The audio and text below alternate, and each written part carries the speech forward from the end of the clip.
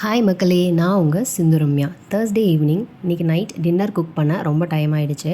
இன்றைக்கி கொஞ்சம் வேலை அதிகமாகவே இருந்தது. பாப்பாவுக்கு சம்மர் ஹாலிடேஸ் விட்டாச்சு.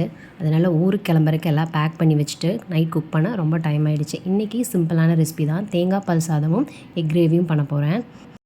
ஊருக்கு கிளம்புறதுக்கு சடனாக தான் டிசைட் பண்ணோம். அதனால் என்னோடய ஹேர் ஆயில் ஃபில் பண்ணுற வேலையெல்லாம் முடிச்சு வச்சுட்டு என்னோடய பெண்டிங் ஒர்க்கெல்லாம் முடிச்சுட்டு கிளம்புறதுக்கு கொஞ்சம் ஹரிபரியில் தான் நாங்கள் கிளம்ப ஆரம்பித்தோம்.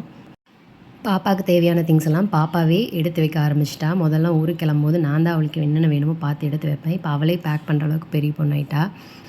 அவள் நைட்லாம் தூங்கவே இல்லைங்க. எப்படா விடியும் ஊருக்கு கிளம்புவோன்னே யோசிச்சிட்டே படுத்திருந்தா. காலையில் அவள் தான் ஃபஸ்ட்டு எழுந்தா. எங்களை எழுப்பி விட்டதே பாப்பா தான். நம்மளும் அப்படி தானே, நம்மளோட சைல்ட்ஹுட்டில் எப்படா லீவ் விடுவாங்க சம்மர் ஹாலிடேஸ்னால் கேலண்டர் பார்த்துட்டே இருப்பேன்.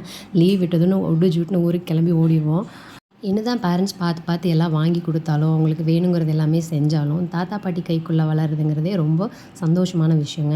அவங்களோட வேர்ல்டு வந்து ரொம்ப அழகாக இருக்கும். நம்மளது கண்டிப்பும் இருக்கும். அதே சமயம் நம்ம செல்லமும் கொடுப்போம். நாங்கள் செல்லம் மட்டும்தான் இருக்கும். அதனால தான் என்னமோ குழந்தைங்க எல்லாருமே தாத்தா பாட்டி கைக்குள்ளே இருக்கிறதா ரொம்ப விரும்புகிறாங்க. ஓவியாவும் அப்படி தான்.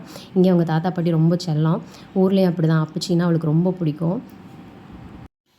இப்போ பண்ண தேங்காய் பால் சாதம் எக் கிரேவி நெக்ஸ்ட் வீடியோவில் டீட்டெயில்டாக கொடுக்குறேன். தேங்க்யூ மக்களே.